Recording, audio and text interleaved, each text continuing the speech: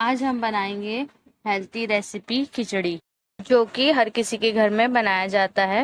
वैसे तो सबका अपना अपना खिचड़ी बनाने का तरीका होता है। मैं आपको बहुत ही आसान तरीके से खिचड़ी बनाना बताऊंगी। तो चलिए स्टार्ट करते हैं। यहाँ पर मैंने 1.5 कप चावल लिया है, 1 कप मसूर दाल और आधा कप मूंग की दाल। इन सबको हम वॉश कर साइड में रख देंगे। एक कुकर ले लेंगे, उसमें 1 कप तेल डालकर गरम कर लेंगे। तेल जब हमारा गरम हो जाए तो उसमें कुछ खड़े गरम मसाले ऐड कर देंगे। 2 दालचीनी का टुकड़ा, 1 बड़ी इलायची, 4 से 5 लौंग, 6 से 7 काली मिर्च, 3 तेजपत्ता और 1 टेबलस्पून जीरा। इन सबको डालकर हल्का सा चला लेंगे, क्रैकर कर लेंगे इनको। जब ये क्रैकर हो जाए तो इसमें 1 प्याज स्लाइस कटी हुई डालकर उसे भी हम चला लेंगे। प्याज जब हमारी ब्राउन हो जाए तो इसमें वॉश किए हुए चावल और दाल को डाल देंगे।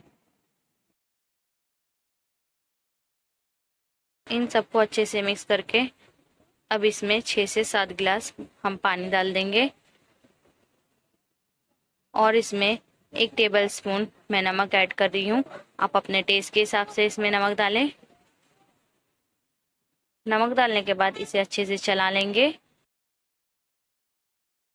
चलाने के बाद इसे हम ढक्कन से कवर करके इसे 1 से 2 सीटी ले लेंगे। 2 सीटी आ गई है। अब मैं कुकर का ढक्कन हटाकर इसे चेक कर लूँगी। यहाँ पर हमारी खिचड़ी बन गई है।